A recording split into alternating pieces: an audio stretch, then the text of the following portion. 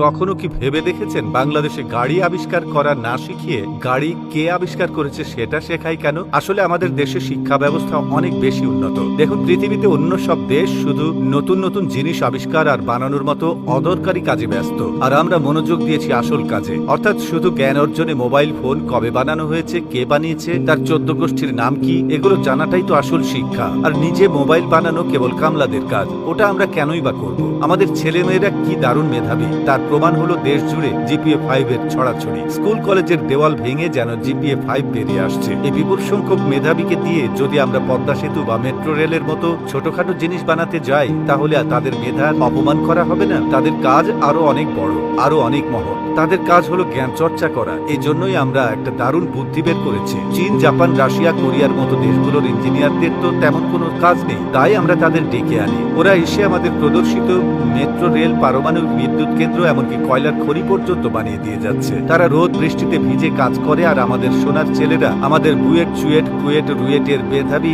ইঞ্জিনিয়াররা ঠান্ডা ঘরে বসে সেই জ্ঞান আহরণ করছে। এটাই স্মার্টনেস। ওরা বানাবে আর আমরা শিখবো। ভাবুন একবার, আমাদের ইঞ্জিনিয়ারদের কি পরিমাণ পড়তে হয়। পদ্মা সেতুর দৈর্ঘ্য কত, কিলোমিটারের মধ্যে পিলারের সংখ্যা কত, মেট্রো রেল ঘন্টায় কত কিলোমিটার বেগে চলে, কোন স্টেশনে কয়টা সিঁড়ি আছে, রূপপুর পারমাণবিক কেন্দ্রের চুল্লির উচ্চতা ঠিক কত ফুট, এসব কি আর চারটিখানি কথা? জাপানি ইঞ্জিনিয়ার হয়তো মেট্রো রেল বানাতে জানে, কিন্তু তাকে যদি জিজ্ঞেস করা হয় ঢাকার কোন কোন এলাকার উপর দিয়ে এটা গেছে, সে কি এটা মুখস্থ বলতে পারবে? পারবে না। কিন্তু আমাদের বিসিএস পরীক্ষার্থীরা পারবে। এটাই হলো জ্ঞানের গভীরতা। বিদেশি ইঞ্জিনিয়াররা কাজ করে তাদের দেশে ফিরে যায়, কিন্তু তাদের তৈরি করা স্থাপনাগুলো আমাদের জন্য জ্ঞানের এক অপরন্ত ভান্ডার হয়ে থাকে। আমাদের ইঞ্জিনিয়াররা তখন সেই জ্ঞান মুখস্থ করতে বসেন। বছরের পর বছর তারা এসব তথ্য মুখস্থ করে বিসিএস পরীক্ষায় খাতায় উগরে দেন। যার মুখস্থ বিদ্যা যত ধারালো, তিনি তত বড় কর্মকর্তা। দেশের সেবা করার এর চেয়ে ভালো উপায় আর কি হতে পারে? এদেশে একজন ইঞ্জিনিয়ারের কাজ তো ইট সিমেন্ট নিয়ে নয়, তার কাজ হলো ফাইল নিয়ে। আর ফাইলের ভেতরে তো আর ব্রিজ বা রাস্তা থাকে না, থাকে ব্রিজের দৈর্ঘ্য আর রাস্তার প্রস্থের হিসাব। এই চমৎকার ব্যবস্থার সবচেয়ে সুন্দর ফলাফলটা তো